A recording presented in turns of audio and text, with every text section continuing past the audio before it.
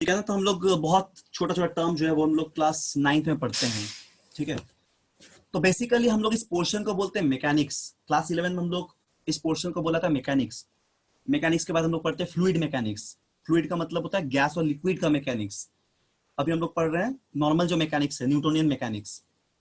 ठीक है, तो मैकेनिक्स का मतलब होता है मोशन, मोशन से रिलेटेड कॉन्सेप्ट, और कॉज ऑफ मोशन को हम लोग बोलते हैं मैकेनिक्स।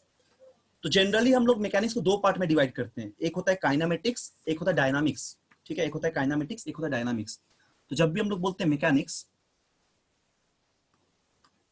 मैकेनिक्स, ठीक है, इसको हम लोग जनरली दो पार्ट में डिवाइड करते हैं। एक होता है काइनामेटिक्स, काइनेमेटिक्स, ठीक है ना, और एक होता है हम लोग का डायनामिक्स। ठीक है, काइनामेटिक्स का मतलब होता है मोशन के बारे में हम लोग पढ़ते हैं कि मोशन कैसे हो रहा है, उसके बारे में नहीं पढ़ते हैं, सिर्फ मोशन के बारे में पढ़ते हैं, मोशन का कॉज को बिना जाने हुए। और क्या पढ़ते हैं, मोशन पैरामीटर के बारे में पढ़ते हैं कि मोशंस का डिफरेंट पैरामीटर्स क्या है। ठीक है, मोशन का डिफरेंट पैरामीटर्स क्या है उसके बारे में पढ़ते हैं हम लोग, जैसे कि डिस्टेंस, डिस्प्लेसमेंट, एक्सीलरेशन, वेलोसिटी, ये सब। और डायनामिक्स में लोग पढ़ते हैं बेसिकली कि मोशन का कॉज क्या होता है, मतलब किस कारण से मोशन हो रहा है, कॉज ऑफ मोशन पढ़ते हैं हम लोग, जैसे फोर्स। ठीक है, उसके बाद फ्रिक्शन, ये सब पढ़ते हैं कॉज ऑफ मोशन, या तो ऐसे बोल सकते हैं लॉज ऑफ मोशन। ये हम लोग पढ़ते हैं डायनामिक्स के अंदर। तो मैकेनिक्स ऐसा कोई ब्रांच है जिसमें हम लोग बेसिकली मोशंस और उसके कॉज के बारे में डील करते हैं। ठीक है, तो कुछ पॉइंट्स हम लोग मोशन के बारे में जानते हैं पहले से क्लास 9th में, कि डायरेक्शन ऑफ वेलोसिटी हम लोग फाइंड आउट करते हैं, या फिर डायरेक्शन ऑफ एक्सीलरेशन हम लोग फाइंड आउट करते हैं किसी भी मोशन पे, कि कोई बेसिकली एक वेक्टर है तो हम लोग कुछ डायरेक्शन भी देखना पड़ता है। हम लोग स्पीड का बात करेंगे तो मैग्नीट्यूड होगा, डिस्टेंस का बात करेंगे तो मैग्नीट्यूड होगा। तो इस सब को हम लोग मोशन पैरामीटर बोलते हैं। तो जनरली जनरली क्या होता है, कोई भी मोशन अगर स्ट्रेट लाइन पे है तो हम लोग बोलते हैं कि motion straight line, motion in straight line जब बोलते हैं हम लोग, ठीक है ना, मोशन स्ट्रेट लाइन, इसी को तो हम लोग बोलते हैं one dimensional motion, 1D motion बोलते हैं। ठीक है, वन डायमेंशनल मोशन। अगर कोई मोशन स्ट्रेट लाइन पे नहीं है, यानी कि दूसरा पॉइंट ऐसा बोल सकते हैं कि motion which is not one dimensional, मतलब कोई motion motion which is not one dimensional, ठीक है ना, जो कि वन डायमेंशनल नहीं है, उसको हम लोग बोलते हैं कर्वीलिनियर मोशन। उसको हम लोग बोलते हैं कर्वीलिनियर मोशन। ऐसे वन डायमेंशनल मोशन को लीनियर मोशन भी बोला जाता है, और the motion which is not one dimensional is called curvilinear motion. ठीक है, example of curvilinear motion, circular motion, projectile motion, मतलब the motion which is not one dimensional, which is basically two dimensional. ठीक है, which is basically two dimensional motion.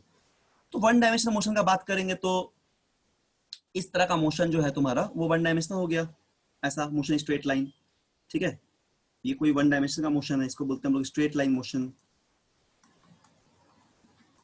ठीक, और अगर बोलते हैं कर्वीलिनियर मोशन, तो कर्वीलिनियर मोशन का मतलब क्या हो गया, सर्कुलर मोशन, ऐसा कोई मोशन, ये वाला मोशन कर्वीलिनियर है, it is called your circular motion. Suppose ये एक सर्कुलर मोशन हो गया, या फिर तुम ऐसा बोल सकते हो कि प्रोजेक्टाइल मोशन, ऐसा बोल सकते हो कि कोई प्रोजेक्टाइल मोशन हो गया।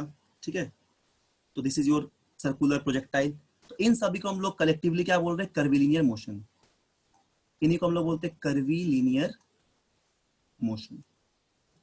ठीक है, ये सब पैरामीटर तो पता होगा, समझ में आ गया। ठीक है, तो ये कुछ बेसिक्स बात अभी हम बोले कि मोशन को हम लोग किस तरह लिख रहे हैं। अच्छा, जनरली क्लासिफिकेशन ऑफ मोशन की अगर बात करेंगे तो हम लोग दो बेसिस पे करते हैं।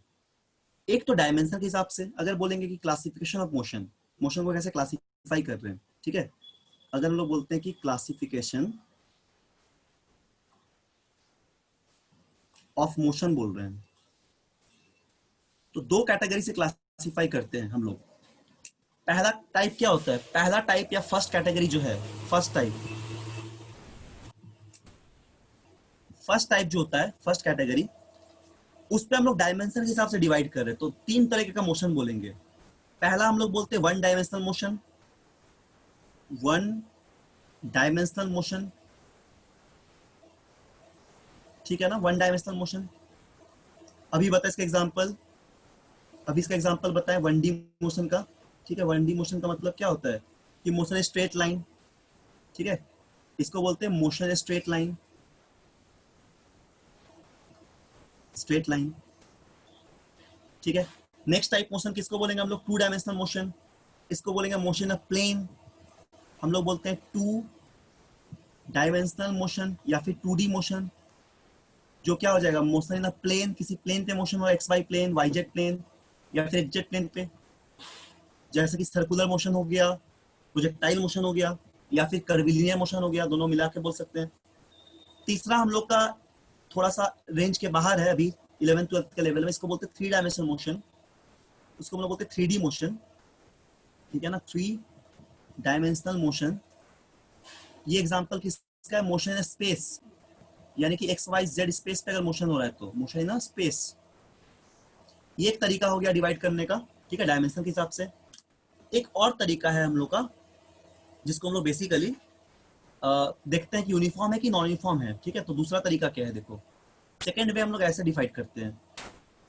सेकेंड वे क्या है डिवाइड करने का, पहला बोलेंगे हम लोग यूनिफॉर्म मोशन, यूनिफॉर्म मोशन।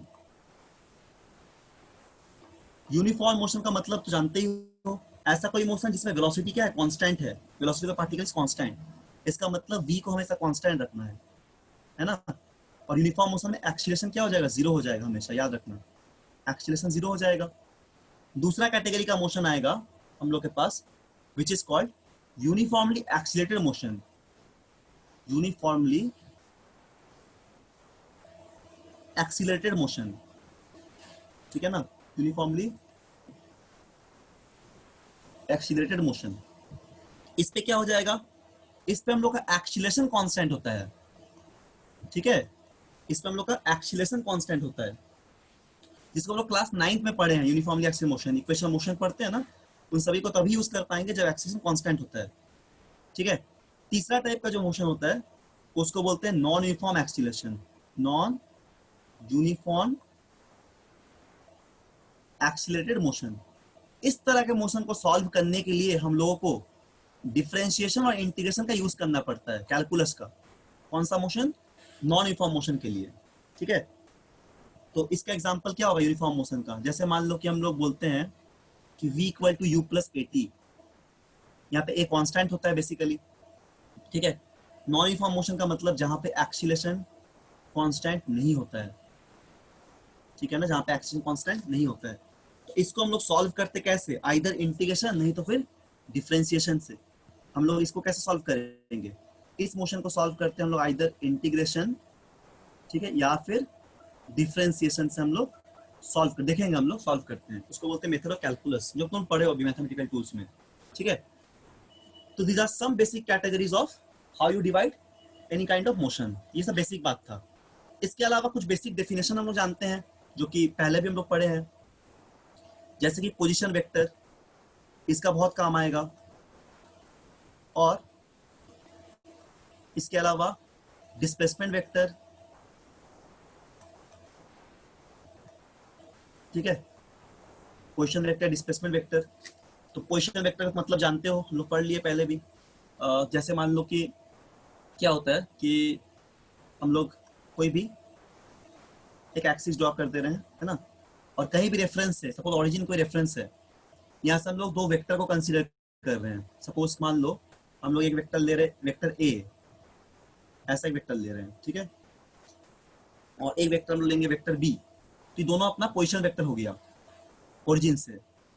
एक वेक्टर ले लिया हम लोग वेक्टर बी, सपोज, सॉरी ये थोड़ा मिटाना पड़ेगा, एक वेक्टर हम लोग ले ली सपोज वेक्टर बी।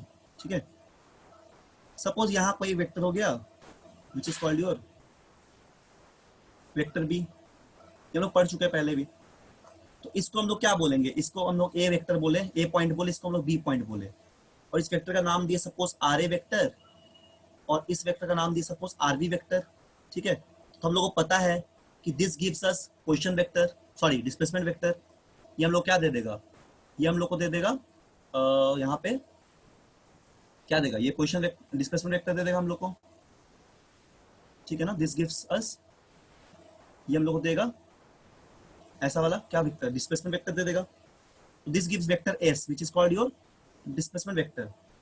तो हम लोग जानते हैं कि आर ए वेक्टर जो है, या फिर ऐसा बोल सकते हैं इसको ओ अगर नाम देंगे तो ओ ए वेक्टर, इसका वैल्यू अपने पास कितना हो जाएगा, x1 i cap plus suppose y1 j cap plus z1 k cap, है ना, ऐसा कुछ मान लो है। और मान लो एक्स वाई जेड प्लेन पे है कुछ कोऑर्डिनेट वगैरह, और आरबी वेक्टर को हम लोग मान लेते हैं क्या, आरबी वेक्टर को हम लोग मान लेंगे ओ बी, इसका वैल्यू क्या आएगा, इसका वैल्यू हो जाएगा x2 i cap plus y2 j cap plus z2 k cap. सभी को निकालना आता है ना, सभी लोग पढ़े हैं। तो अभी ए बी वेक्टर जो ले रहे हैं ट्रायंगल लॉ से, तो ए बी वेक्टर अपने पास क्या हो जाएगा, O B vector minus O A vector which is nothing but your R B minus R A, इसी को हम लोग बोल दे रहे हैं पोजीशन वेक्टर।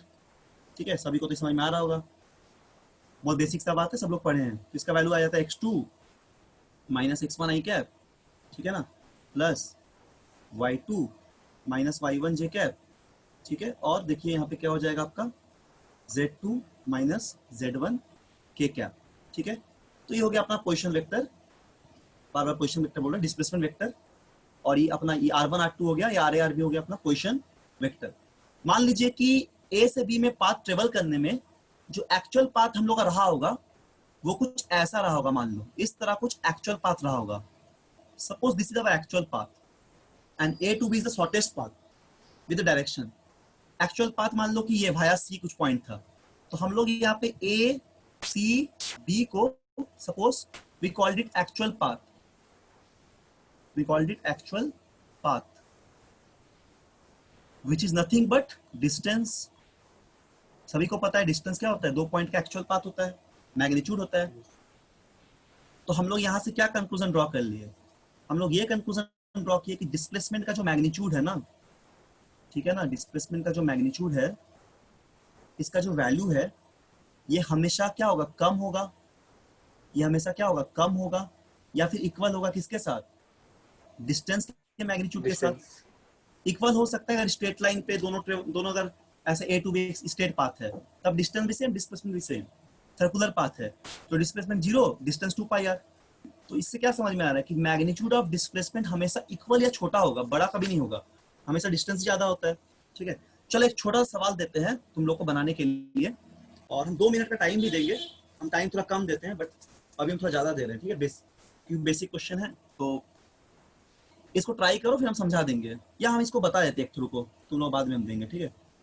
क्योंकि ये क्वेश्चन देखो, इसमें क्या बोला जा रहा है कि पार्टिकल, अच्छा चलो ट्राई कर लो, थोड़ा ट्राई करने का टाइम हम देते हैं, एटलीस्ट कुछ तो पता ही होगा तुम लोग, इसलिए बोल रहे हैं। Particle moves in a semi circular,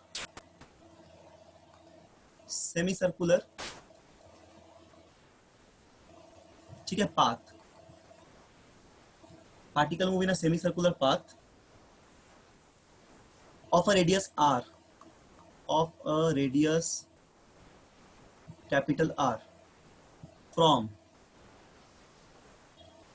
O to A, ठीक है। फिगर अभी बना देंगे, इसका फिगर में दिया हुआ है, ठीक है। Then it moves parallel to z axis, ठीक है, covering a distance r up to b। finally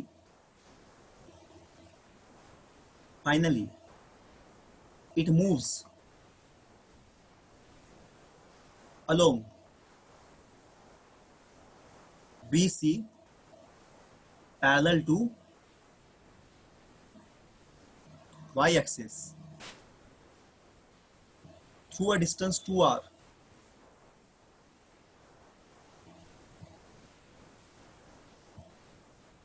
ठीक है ना। Find the ratio of find the ratio of D by S. D by S मतलब magnitude of distance to magnitude of displacement. ठीक है, तो हम डायग्राम बना दे रहे इसका पहले, हम इसका पहले डायग्राम बना दे रहे हैं, फिर इस सवाल को तुम थोड़ा ट्राई करना। ठीक, एक सेकंड रुको, इसका डायग्राम बना देते हैं।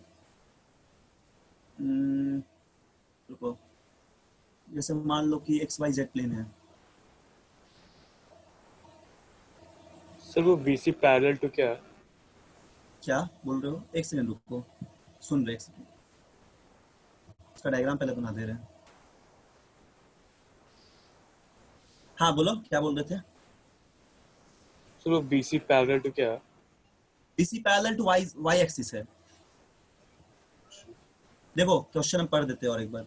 ये सपोज वाई एक्सिस मान लो, ठीक है, ये सपोज मान लो वाई एक्सिस है, ये सपोज मान लो एक्स एक्सिस है, और ये सपोज मान लो जेड एक्सिस है।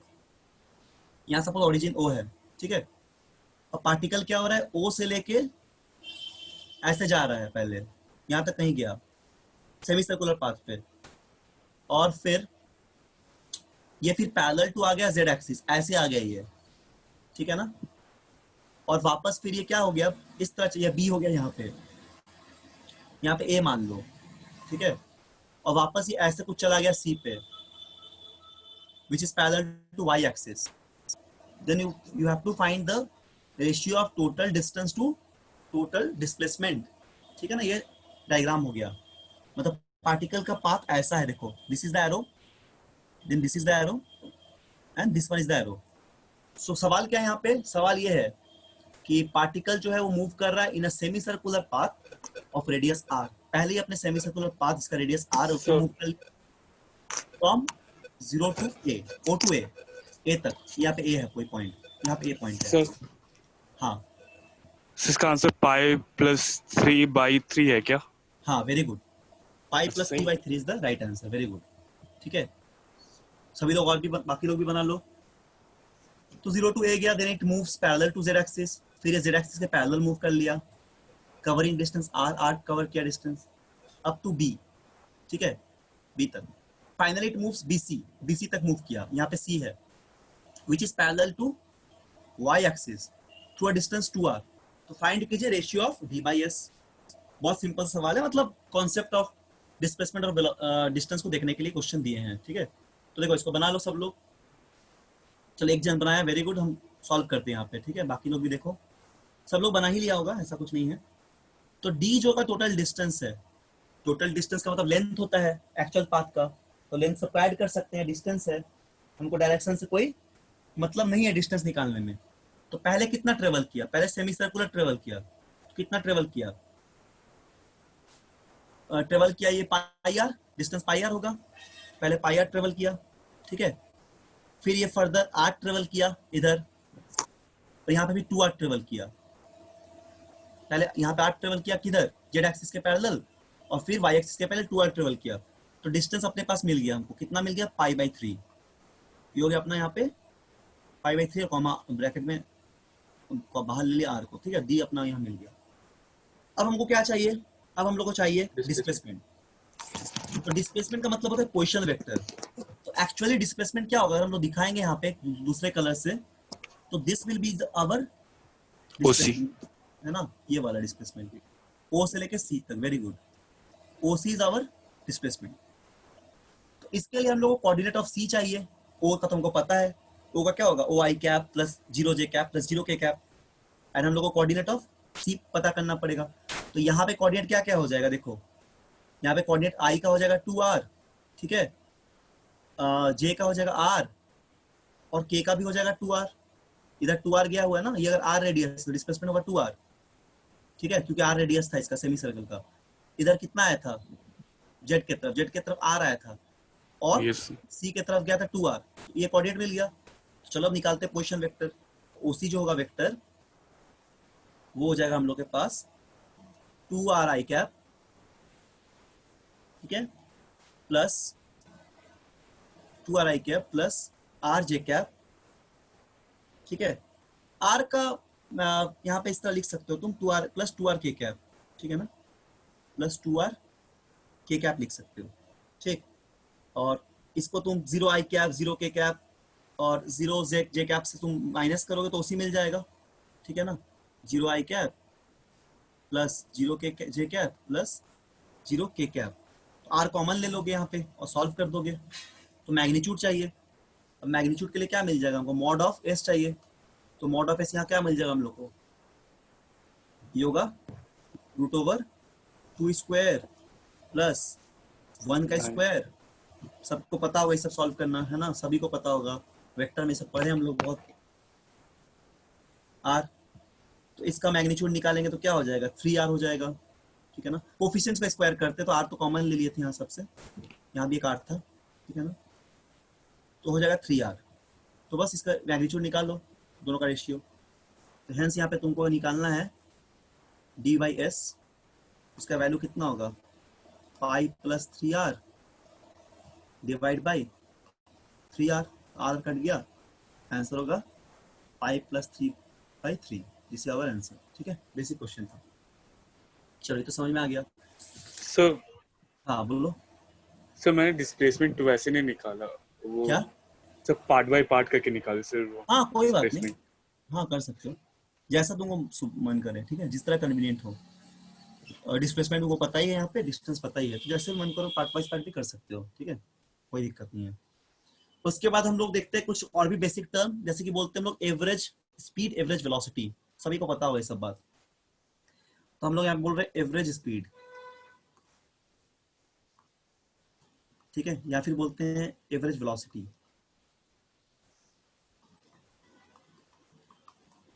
इसका मतलब क्या होता है पता ही है सबको, एवरेज स्पीड का मतलब बोलेंगे total distance by total time taken, या टोटल टाइम कवर जितना होगा। तो इसको सबको पता है कि लिखते हैं हम लोग टोटल डिस्टेंस, है ना, बाय, ये 9 क्लास में पढ़ते हैं हम लोग ये सब चीज, total time, this gives us average velocity, sorry average speed. और एवरेज वेलोसिटी बोलेंगे तो टोटल डिस्प्लेसमेंट, ठीक है ना, बाय टोटल टाइम कर देंगे, ठीक है। तो ये हो जाएगा अपना एवरेज वेलोसिटी। तो इसको हम लोग ऐसा दिखा सकते हैं, जैसे मान लो टोटल डिस्टेंस को क्या बोलेंगे, एस बाई डेल्टा टी। अब डेल्टा टी मतलब टाइम टोटल, हाँ, डेल्टा टी का इतना मत समझो मीनिंग की कोई डिफरेंस वगैरह, डिफरेंस का मतलब वही है कि टाइम इंटरवल। और डेल्टा टी चूंकि बहुत छोटा होगा, कोई छोटा टाइम इंटरवल ले रहे हैं, बड़ा भी हो सकता है, डिपेंड करता है, डेल्टा टी का टाइम इंटरवल, ठीक है।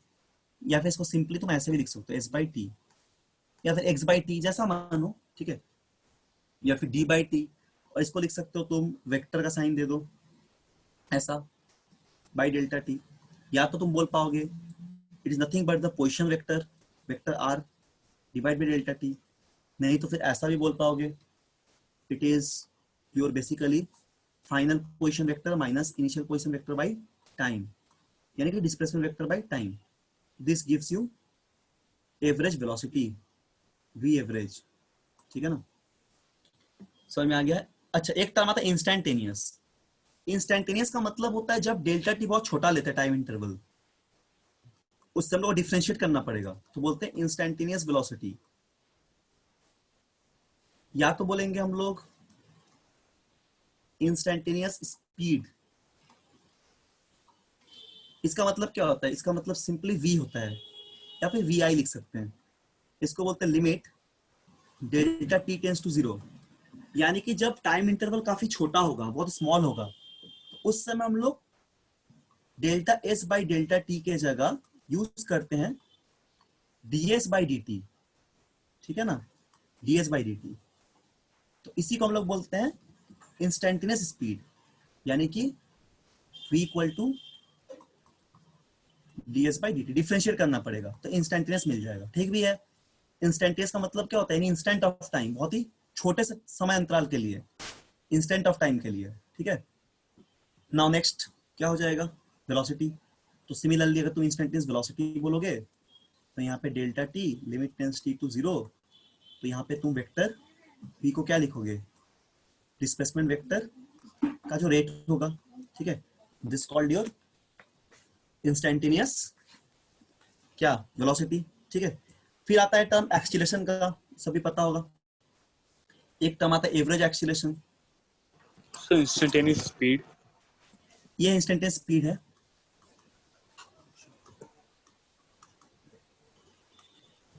ठीक है ना, ये हो जाएगा इंस्टेंटेनियस वेलोसिटी,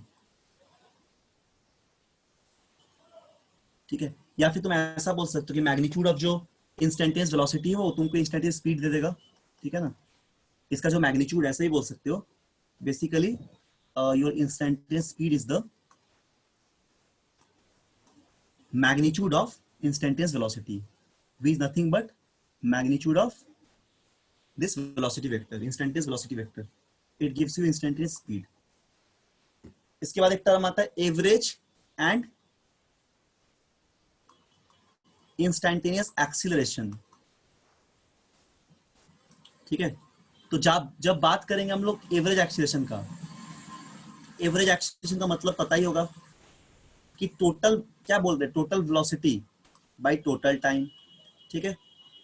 इसका मतलब क्या होता है जो 9 क्लास में पढ़े हैं, v f minus v i by delta t. इसी का हम लोग काम करते हैं क्लास 9th पे, उससे हम लोग कैलकुलस का इतना यूज नहीं करते हैं, और अभी हम लोग इंस्टेंटेनियस का यूज करेंगे। इंस्टेंटेनियस क्या हो जाएगा, A equal to limit delta T tends to 0, ठीक है। तो यही डीवी बाई डी टी अपना क्या बच जाएगा, this gives us dv by D t, ठीक है ना। तो होगा इंस्टेंटेनियस एक्सीलरेशन। तो हम लोग यहाँ पे क्या क्या टर्म पढ़ लिए, हम लोग जब यहाँ पे rate of displacement vector find करते हैं तो हम लोग को क्या मिल जाता है, हम लोग को मिल जाता है यहाँ पे वेलोसिटी। जब हम लोग रेट ऑफ वेलोसिटी ले रहे हैं हम लोग, तो हम लोग को मिलता है इंस्टेंटेनियस एक्सीलरेशन।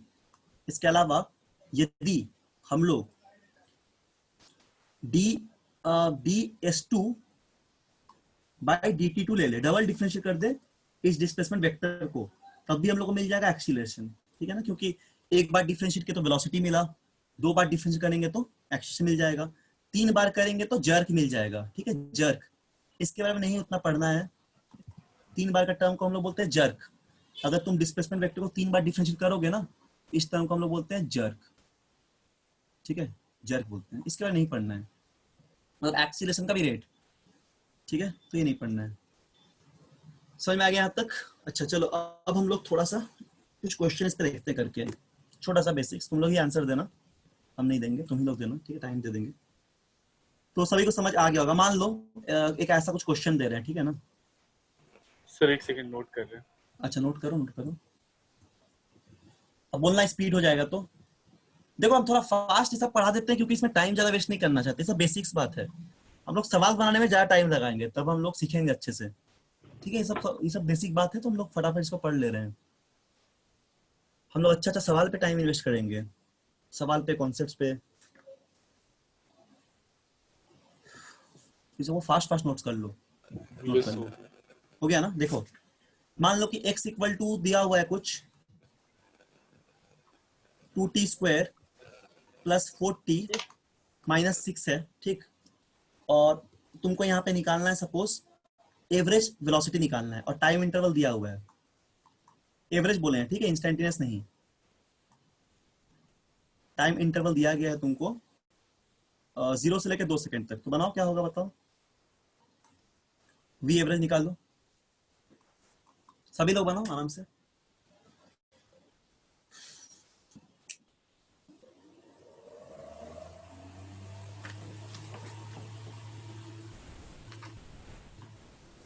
सर 2 आ रहा है। 2 कितना आएगा? 2 मीटर पर सेकंड। 2 मीटर पर सेकंड नहीं आएगा, एवरेज बोले, एवरेज नॉट इंस्टेंटेनियस। एवरेज का बात की है, ठीक है, delta S by delta T बोले हैं, D S by D T नहीं बोले हैं। तो वो फाइंड करना एवरेज वेलोसिटी कितना आएगा, 8 आएगा, वेरी गुड, 8 आ जाएगा, ठीक है। इंस्टेंटेनियस बोलते कुछ और आता, एवरेज बोले हैं। तो एवरेज के लिए क्या हो जाएगा, हम लोग पता है कि एवरेज का जो वैल्यू होगा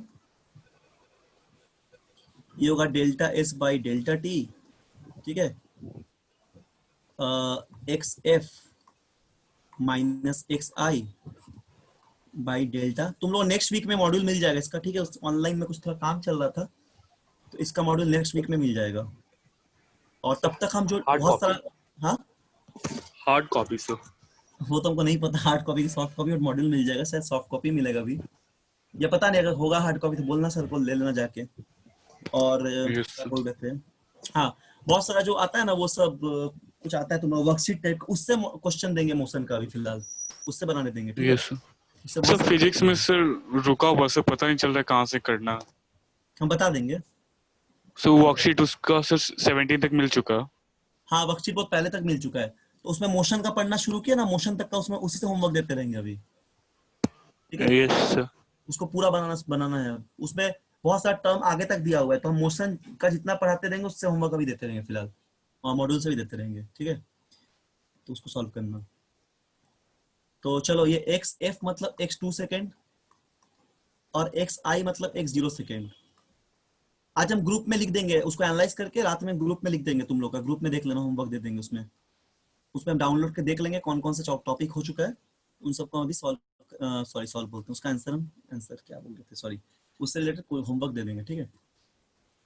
तो क्या हो जाएगा, 2 सेकेंड में एक्स का पुट पुट करोगे तो देखो टी का यहाँ 2 रखोगे तो 4 × 2 8 प्लस 4 × 2 कितना हो गया, 4 × 2 = 8, ठीक है।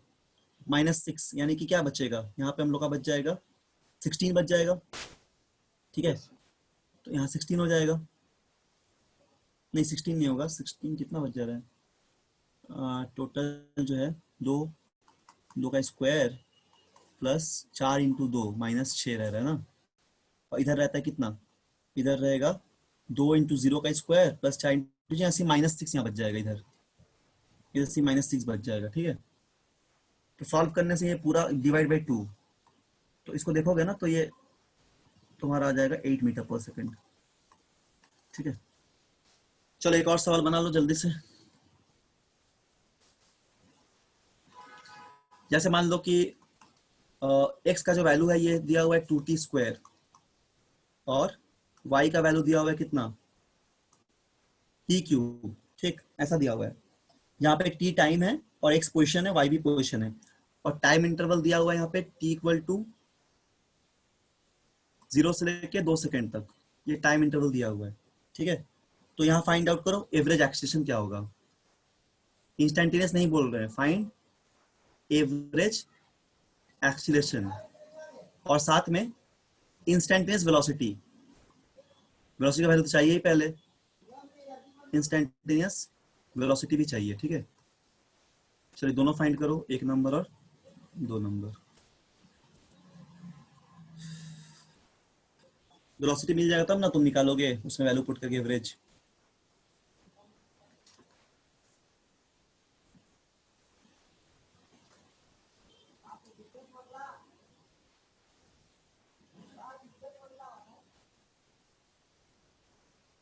बताओ। सर ये एक्स और वाई दोनों डिस्टेंस को रिप्रेजेंट कर रहा है, डिस्प्लेसमेंट को रिप्रेजेंट कर हाँ, रहा है। एक्स वाई दोनों डिस्टेंस को रिप्रेजेंट कर, पोजिशन को रिप्रेजेंट कर रहा है, मतलब आई कैप और जे कैप की तरफ। तो नेट पोजिशन वेक्टर इसको देख के तुम लिख पाओगे, ठीक है। एक्स वाई कोई प्लेन पे, एक्स वाई किसी प्लेन पे है ये, मतलब पार्टिकल किसी प्लेन पे मूव कर रहा है, और एक्स कोऑर्डिनेट और वाई कोऑर्डिनेट वैरी कर रहा है टाइम के साथ। तो यहाँ पे एक्स मीटर में, वाई मीटर में और टाइम सेकंड में, तो एवरेज एक्सेशन निकालो इस टाइम इंटरवल के लिए 0 से 2 सेकंड के लिए, और साथ में इंस्टेंटेनियस वेलोसिटी भी।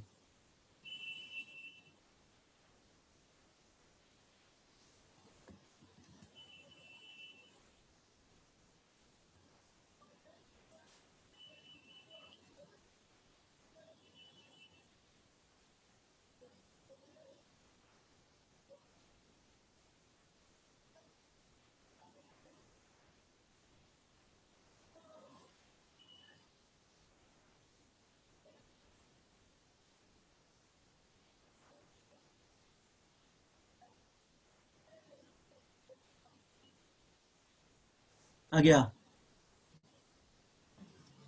आंसर, नहीं आया। नहीं है,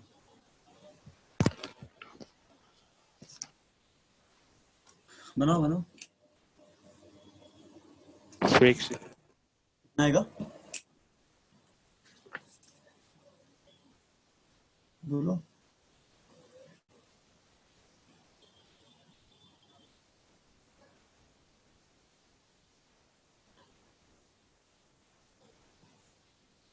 सभी लोग ट्राई करो, ठीक। सर हाँ, समझ नहीं आ रहा है कैसे बनाएंगे, समझ नहीं आ रहा है।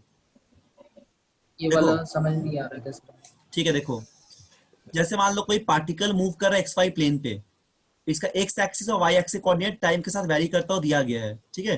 तुमको निकालना है यहाँ पे एक्स और वाई क्या है, पोजीशन है, और टी यहाँ पे टाइम है। तो तुमको यहाँ बताना पड़ेगा कि इंस्टेंटेनियस वेलोसिटी और एवरेज एक्सेलरेशन का वैल्यू क्या होगा।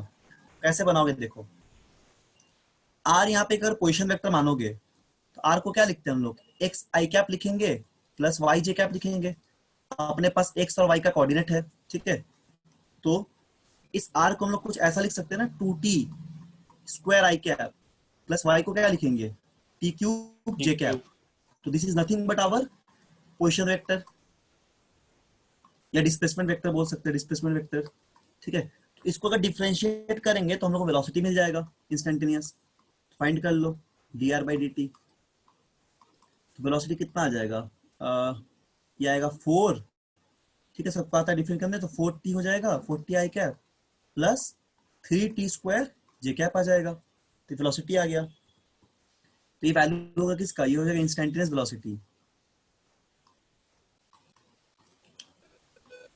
किस टाइम पे सर?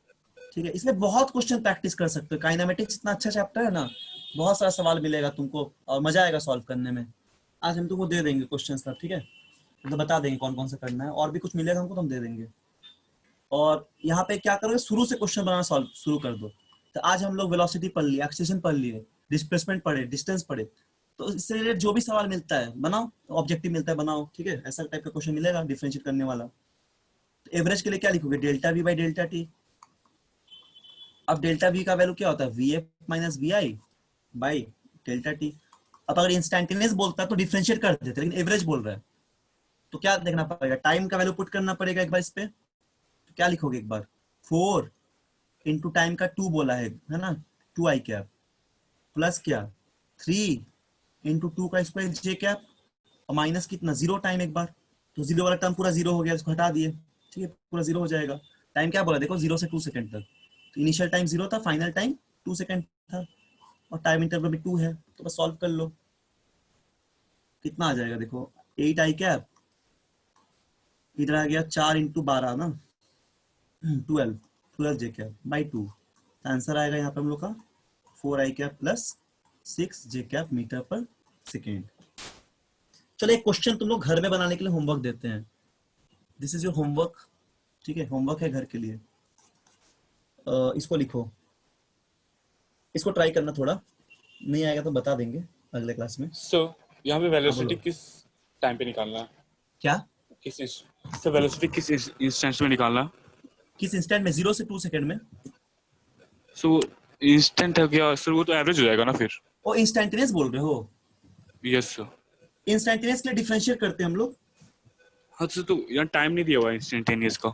टाइम वहां पे जरूरत नहीं है किसी भी स्मॉल टाइम के लिए, मतलब टी वहां पे ऐसा लिख सकते थे हम लोग। जैसे इंस्टेंटेनियस का मतलब क्या होता है, डीवी बाई डी टी, ठीक है ना। इसका वैल्यू जब आता तो हम लोग इसको डिफरेंशिएट कर देते। तो किसी भी स्मॉल इंस्टेंट के लिए है, किसी भी स्मॉल इंस्टेंट के लिए वो टाइम जो बहुत यस छोटा है, तो टाइम का टर्म में रहेगा, ठीक है, यस इंस्टेंट सर। टाइम के टर्म में रहेगा। ऐसे इंस्टेंट निकला तो ऐसे कर लेते, v 4t i cap plus 3t square j cap. तो इंस्टेंटेनियस का वैल्यू तुम्हारा ये आया था, ये 4 आया था, ठीक है, आई कैप, और ये था 60, ये आंसर होता। ये होता है इंस्टेंटेनियस एक्शन का वैल्यू कोई भी छोटे से टाइम के लिए। यहाँ मानना पड़ेगा टी इज वेरी स्मॉल, ठीक है, ये होगा इंस्टेंटेनियस। ये एवरेज पूछा था, ठीक है। तब चलो एक होमवर्क है यहाँ इसको बनाना। सेम आ गया। हाँ सेम आ गया, हाँ ठीक है। यहाँ पे बस टी का टर्म एक आ जा रहा है एक्स्ट्रा, ठीक है, स्मॉल टाइम के लिए 60 टी का एक टर्म आ जाएगा, क्योंकि टी स्क्वायर का डिफरेंशियल क्या हो जाएगा, 60 हो जाएगा, ठीक है। 4 आई कैप प्लस 60 जे कैप, तो इंस्टेंटेनियस का वैल्यू आ जाएगा किसी इंस्टेंट ऑफ टाइम के लिए। अब यहाँ पे पर्टिकुलर इंस्टेंट का वैल्यू देता, अगर उस इंस्टेंट पे ही निकालिए 0.2 सेकंड पे, 0.1 सेकंड, तो टी का वैल्यू पुट कर देते हैं, यहाँ पे आ जाता है वैल्यू फिर, ठीक है, उस तरह करना यस। पड़ता है। और एवरेज बोलेगा तो टाइम इंटरवल लेते हैं, डेल्टा मतलब डिफरेंस करके, इनिशियल और फाइनल का डिफरेंस लेते हैं।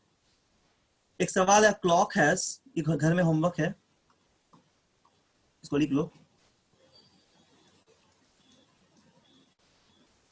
A clock has its second hand, second मतलब जो सेकेंड जो बताता है ना, सेकेंड हैंड 2 सेंटीमीटर लॉन्ग,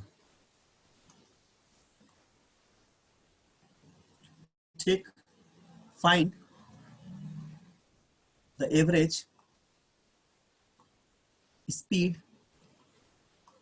ठीक है, and modulus of average velocity, and modulus of average velocity, average speed and find average speed and modulus of average velocity, मतलब average speed ही तुम निकाल रहे हो यहाँ पे, ठीक है, एवरेज स्पीड ही यहाँ पे निकालना है तुमको, ठीक है, एवरेज वेलोसिटी का मॉड्यूलस, या फिर लिख लो average speed and average velocity, ठीक है, एवरेज वेलोसिटी निकाल लेना, दोनों निकालना है, ठीक है, average speed and average velocity of the tip of the second hand,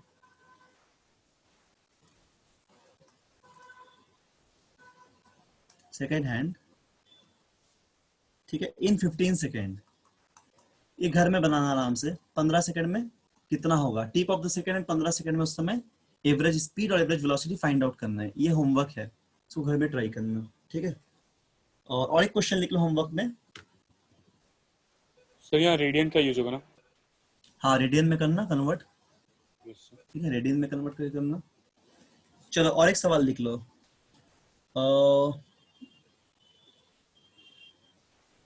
इसको इसको बनाना तो थोड़ा सा,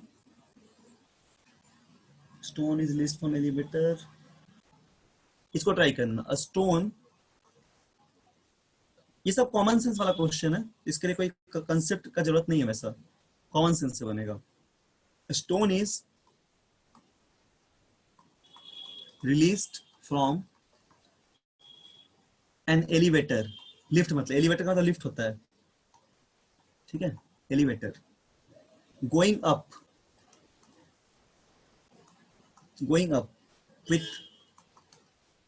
with an acceleration of g by 2, ठीक है, g by 2, what is the acceleration of the stone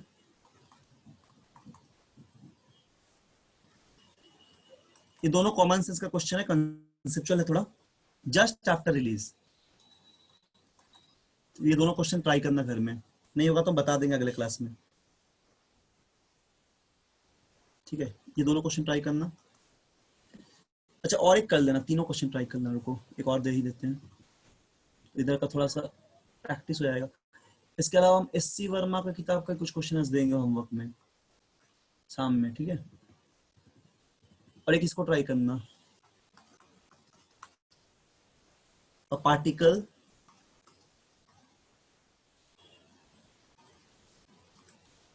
is moving, particles moving in a circle of radius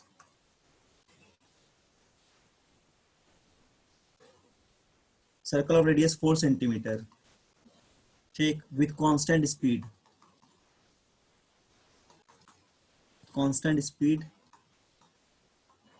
of 1 centimeter per second, find part A में time period of the particle, ठीक है, पहला part का ये answer question है, दूसरा part में लिख लेना, दूसरा पार्ट में देखना सॉल्व करके, एवरेज स्पीड निकालना, ठीक है, एवरेज वेलोसिटी निकालना, और एवरेज एक्सेलेरेशन निकालना इन अ टाइम इंटरवल। जब भी एवरेज का बात करेंगे ना तो टाइम इंटरवल देना पड़ेगा, और एवरेज का बात नहीं करेंगे तो इंस्टेंटेनियस में टी के टर्म में आंसर लिख सकते हो, ठीक है, from t equal to 0 to t equal to capital t by 4, यानी कि टाइम पीरियड का 1/4 टाइम ये दिया है, ये तुम्हारा टाइम इंटरवल, यहाँ पे टी क्या है, यहाँ पे टी टाइम पीरियड है, यहाँ पे टी क्या है, टाइम पीरियड है। अच्छा यहाँ पे एक और बताया गया ब्रैकेट में, इसको लिख लो कि गिव ओनली देयर मैग्नीट्यूड, ये सिर्फ मैग्नीट्यूड बताना, डायरेक्शन नहीं। एवरेज वेलोसिटी का सिर्फ मैग्नीट्यूड, एवरेज एक्सीलरेशन का सिर्फ magnitude, give only there magnitude. तो इन तीनों क्वेश्चन को तुम लोग ट्राई करोगे घर में आज क्लास के जस्ट बाद, और नहीं बनेगा तो इसका डिस्कशन करेंगे, ठीक है।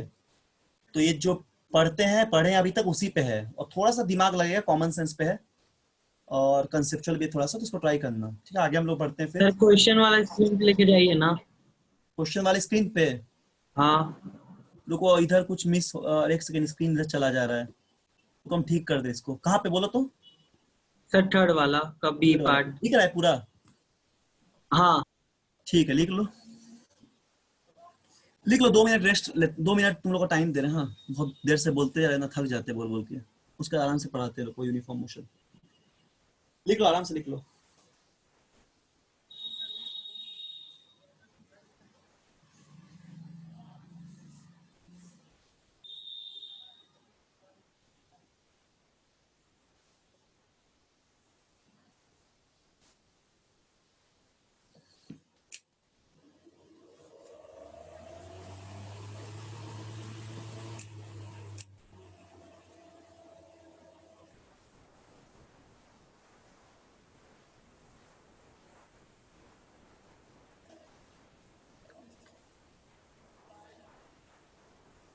ठीक है, लिख लिए? Yes sir. ठीक है, चलो ठीक है। देखो अब एक दूसरा कॉन्सेप्ट देखते हैं, यूनिफॉर्म मोशन के बारे में थोड़ा देखते हैं, ठीक है।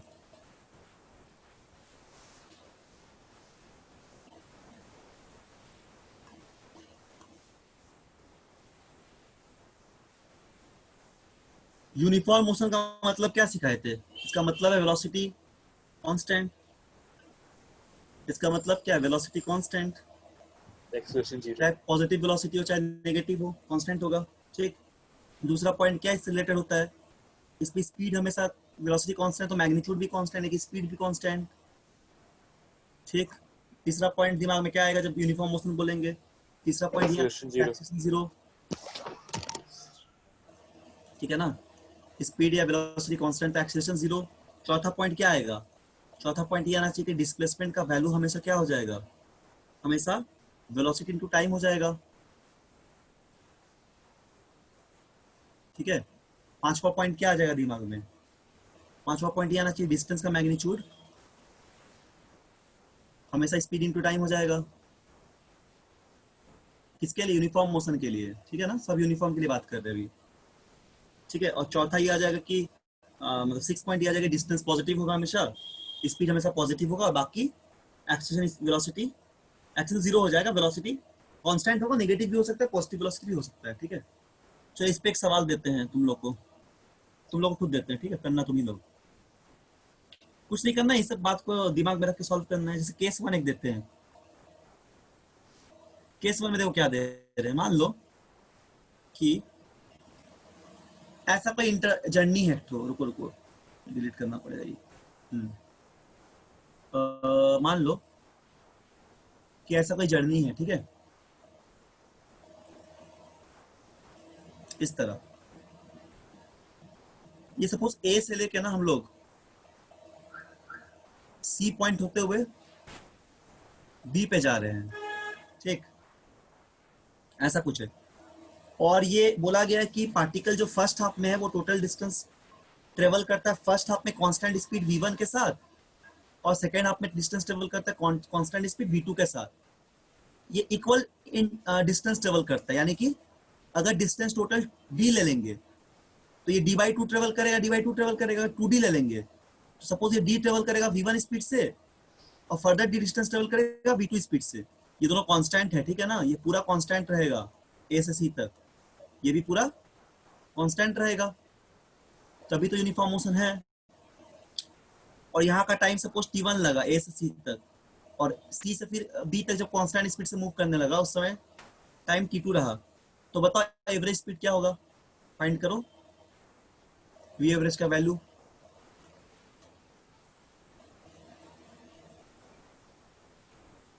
सर सर एवरेज वेलोसिटी क्या है? एवरेज स्पीड बोले हैं। Sir 2v1 v2 bye v1 इसको भी प्लस, मान लो, v मतलब स्पीड मान लो, स्पीड कांस्टेंट है। हाँ बोलो। हाँ sir 2v1 v2 bye v1 plus v2। हाँ very good, 2v1 v2 by v1 plus v2। क्योंकि एवरेज स्पीड जब भी बोलेंगे तो इसका मतलब सभी लोग जानते हैं कि total distance by total time. इसी को न्यूमेरिकल फॉर्म में क्वेश्चन बना के दे देता है, तो उसका सॉल्व करना है हमेशा, ठीक है ना, डेटा को पढ़ के। सिंपल लॉजिकल सवाल सब बनेगा इससे, ठीक है। इसका बहुत बहुत सवाल ऑब्जेक्टिव मिलेगा प्रैक्टिस के लिए। तो d प्लस डी, 2d ऊपर, और यहाँ नीचे क्या हो जाएगा, t1 प्लस t2, वैल्यू रख दो। तो 2t और ये हो जाएगा dv1 प्लस dv2। टाइम का वैल्यू कितना है, dv1 plus dy v1 plus dy v2, क्योंकि टाइम कितना आएगा यहाँ पे, t1 क्या वैल्यू आ जाएगा, distance by velocity, sorry distance by speed, और यहाँ पे t2 भी आ जाएगा डिस्टेंस बाई v2। तो सॉल्व कर लो इसको। तो सॉल्व करोगे तो क्या बचेगा बोलो, ये 2 dd कट जाएगा यहाँ पे, है ना। ऊपर ये यस सर। एलसीएम लेंगे तो v1 v2 divide by v1 plus v2। तो एक स्पेशल के मतलब केस टाइप इसको याद रखो, है ना। इसी में न्यूमेरिकल वैल्यू लगा देगा, 2 सेकंड लगा, 2 सेकंड लगा, डिस्टेंस गया सपोज 4 मीटर, उसका डिस्टेंस आगे भी गया 4 मीटर, टाइम लगा 5 सेकंड और 4 सेकंड, एवरेज स्पीड निकालिए, इसका सवाल बना देगा। फिर दूसरा केस 2 ले लो जल्दी से। केस 2 देखो, हम डायग्राम बना दे रहे हैं फिर से केस 2 का।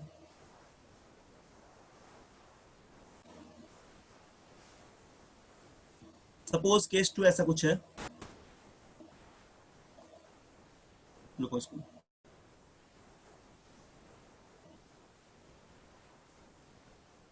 ऐसा कुछ है, ठीक है। केस 2 में बोला जा रहा है कि ए से लेके सी तक, फिर बी तक ट्रेवल किया। इस बार भी एक कांस्टेंट स्पीड से मूव किया, लेकिन इस बार इक्वल टाइम लगा, मतलब यहाँ तक टाइम टी लगा और यहाँ तक भी टाइम टी लगा।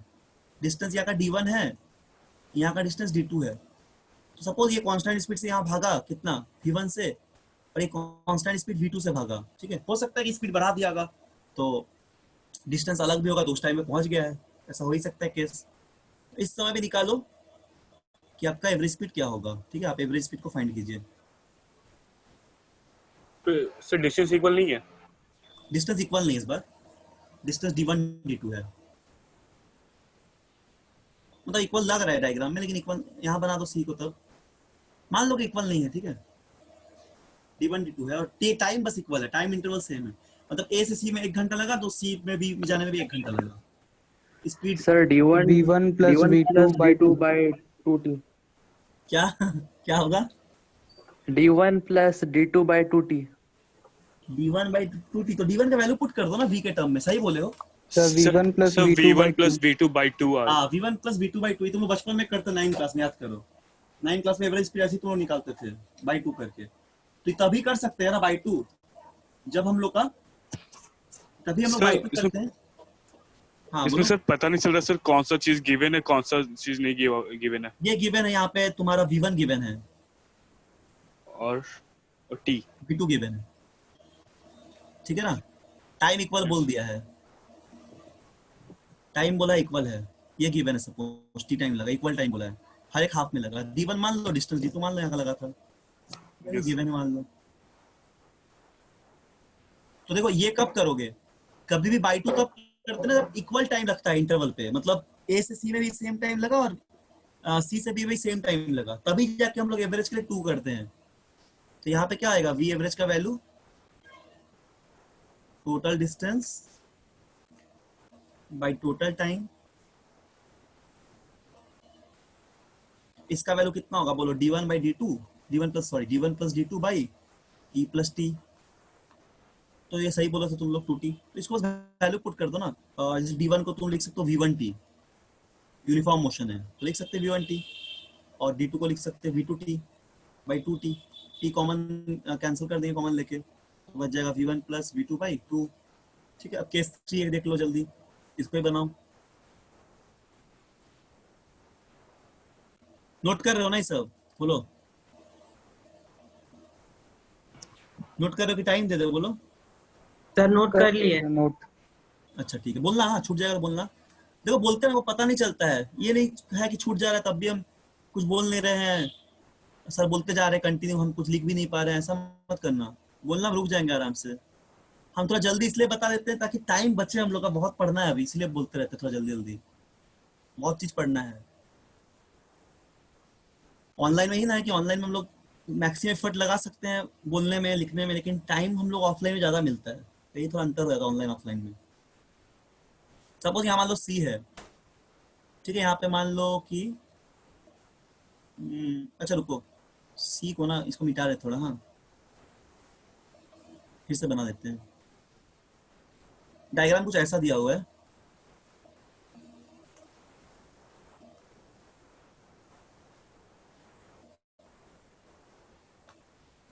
सपोज यहाँ पे ए है, यहाँ कहीं पे सपोज सी है, यहाँ कहीं पे डी है, और यहाँ कहीं पे बी है, ठीक है। तो बोला जा रहा है क्वेश्चन में, इस क्वेश्चन को हम लिख देते हैं केस 3 को, ताकि तुम लोग खुद से बनाओ इसको। A particle travels first half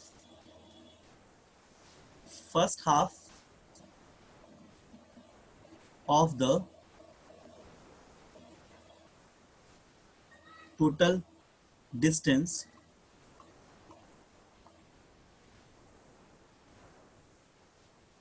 with speed v1, ठीक। फर्स्ट हाफ मतलब आधा टाइम लग गया इसी में, मतलब फर्स्ट हाफ ट्रेवल करने में, ठीक है। और दूसरा क्या बोला जा रहा है कि इन सेकेंड हाफ डिस्टेंस, मान लो तुम्हारे पास 10 घंटा है, तो 5 घंटा पहला हाफ ट्रेवल करने में लग गया, टाइम तुम्हारा खर्च हो गया। और in second half distance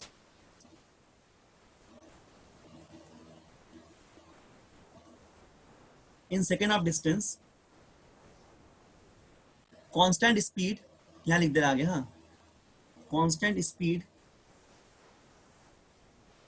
in 1/3 1/3 time is v2 and in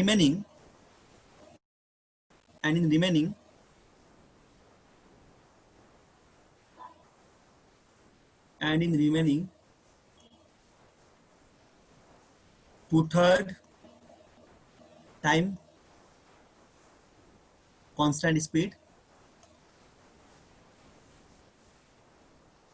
v3, ठीक। तो find the average speed during the complete journey,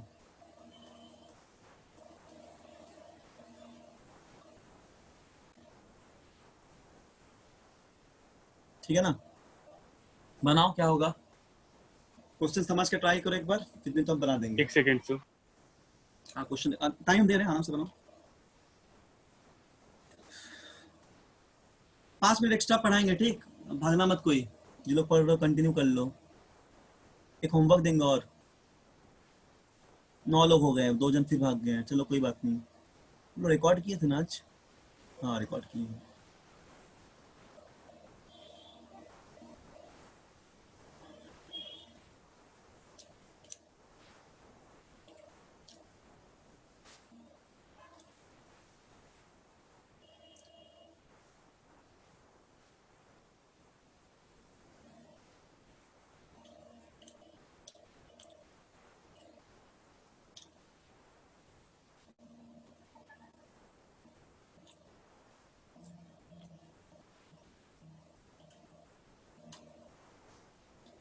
sir हाँ आ गया बोलो। Sir. 2v1 v2 plus 2v1 v3 by 3v1 plus v2 plus v3, 2v3 सही है ना, sir. 2 3v1 हाँ plus 2 v2 2 plus v 2, हाँ हाँ ठीक ये है, sir very good, 2v3। very good, ठीक ठीक ठीक। चलो वेरी गुड, बन गया सभी का। तो क्या हो जाएगा देखो, बहुत नॉर्मल सा सवाल है। जैसे यहाँ तक डी डिस्टेंस मानेंगे तो इतना डिस्टेंस ट्रेवल करने में v1 स्पीड लग रहा है और टाइम यहाँ का मान लो t है लगा, इसमें कितना लगता है, इसमें t/3 लग जा रहा है, ठीक है, 1/3। यहाँ का स्पीड v2 है, इसमें लग रहा है फिर 2/3, यहाँ का स्पीड है v3। तो बस सॉल्व कर देना है।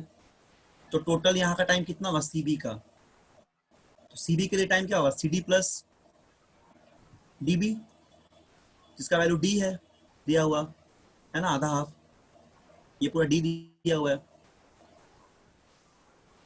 तो अब यहाँ पे कितना हो जाएगा स्पीड, v2 2 + 3, ठीक है, मतलब डिस्टेंस, और टाइम कितना था 2t/3 into v3 equal d आ गया। तो टाइम निकाल लो, टोटल टाइम डिस्टेंस कितना आ गया, मतलब इसको एलसीएम लेके हम लोग 3 लेंगे तो ऊपर 3 चला जाएगा, 3d/v2 + 2v3, ठीक है, ये आ गया टाइम यहाँ तक का। और टीएससी का टाइम तो पता ही है हम लोग को, d/v1, ठीक है। तो बस एवरेज स्पीड निकालो, सॉल्व कर दो, बस क्या लिखोगे 2d, ठीक है, मतलब d + d 2d, और नीचे टाइम पुट कर दो, टाइम का वैल्यू पुट कर दो, टाइम कितना होगा, टाइम हो जाएगा तुम्हारा d/v1 + 3d/v2 divide by 3d/v2 + 2v3, है ना। इसको सॉल्व कर लो, बस आ जाएगा। सॉल्व करने से देखना आएगा यहाँ पे 2v1 v1 + v2 v1 + 2v2, ठीक है, और v3 आएगा यहाँ, सॉरी ये v1 आएगा, यहाँ आएगा v2 आएगा, v2 + 2v3 divide by 3v1 + v2 plus आएगा 2v3, ये आंसर हो जाएगा। अच्छा, एक होमवर्क और लिख लो, रिपीट करने इन प्रॉब्लम्स को। तो हम 5 होमवर्क टोटल दे रहे हैं आज, ठीक, वो 3 ठो और ये 2 ठो। इसके अलावा हम इसके बाद क्लास के बाद कुछ पैक उसका देंगे हम, क्या नाम है, वर्कशीट का देंगे हम, रात में 9-10 बजे ग्रुप में एक बार लिख देंगे, देख लेना। और पार्टिकल मूव से स्ट्रेट लाइन कांस्टेंट, अच्छा ये ठीक है, इसका भी होमवर्क हम ना सेंड कर देंगे, ठीक, लिखवाने में टाइम लग जाएगा, ठीक है, इसका होमवर्क भी हम सेंड कर देते हैं ग्रुप में। तो ये 5 होमवर्क सॉल्व कर लेना, ठीक है, ठीक है। चलो फिर क्लास अभी तुरंत सेंड कर दे इसका होमवर्क, और रात में फिर हम लोग वर्कशीट वाला डिस्कस कर लेंगे, वर्कशीट का कौन कौन सा बनाना है, ठीक है। तो चलो हम लोग क्लास स्टॉप करते हैं, अगला क्लास में फिर आगे पढ़ेंगे, तब तक इस प्रॉब्लम को सॉल्व करो और थोड़ा रिवाइज कर लेना। सिर्फ 5 मिनट एक्स्ट्रा पढ़ाने वाले थे ना। 5 मिनट होमवर्क लिखवा दे क्या, यस सर। लिखवा दे होमवर्क, ठीक है, लिख लो। बाकी एक्चुअली एक ऑनलाइन का ये होता है ना, लिंक लेने के लिए फिर सब लोग वेट करते रहते हैं। Particle moves in straight line, ठीक है, लिख लो होमवर्क को जल्दी से, विद कांस्टेंट अभी बना देना क्लास के जस्ट बाद, विद कांस्टेंट स्पीड, ठीक है, और 4 मीटर पर second,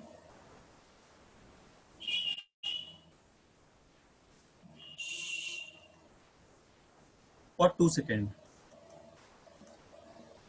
Then with 6 meter per second for 3 seconds. Find the average. Find the average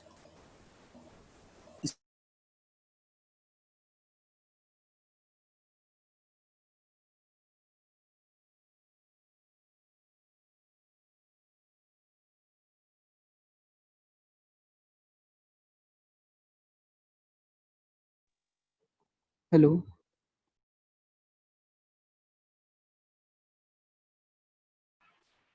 sir का नेटवर्क चला गया।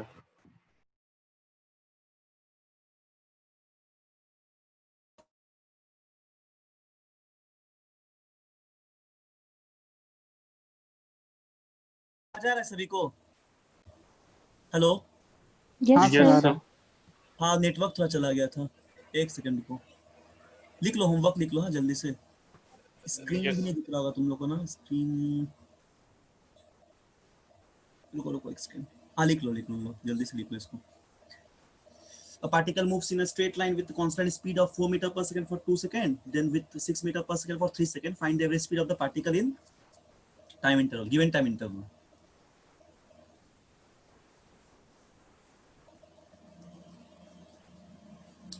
ये पहला हो गया, एक और लिख लो.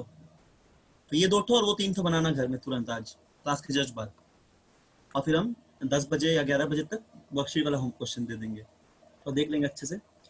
इसको लिख लो. Particle travel half of the time, फटाफट. Particle travel half of the time with constant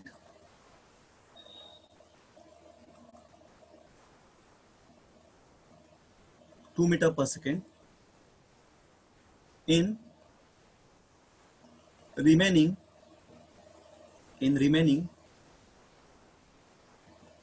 half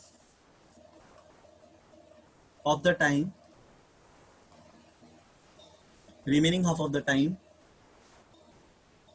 a particle travel half of the time with constant speed 2 meter per second. In remaining half of the time it travels 1/4 distance. ठीक है ना, distance with constant speed of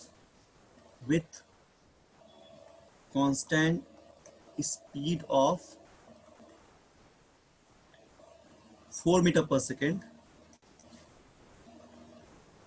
and 3/4 distance with, ये distance short में लिख दिया, ठीक, with 6 meter per second. Find average speed during the complete journey.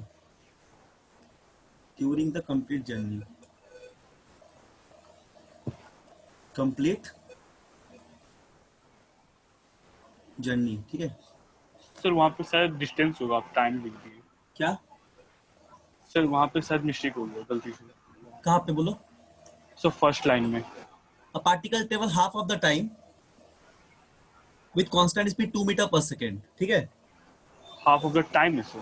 हाँ, half of the time. Particle travels half of the time with constant speed 2 meter per second. In remaining half of the time, it travels 1/4 distance with constant speed of 4 meter per second and 3/4 distance with constant speed of 6 meter per second. मतलब with 6 meter per second. Find the average speed during the complete journey. लिख लो. लिखने से बोलना, हम इसको बंद कर देंगे, ठीक है.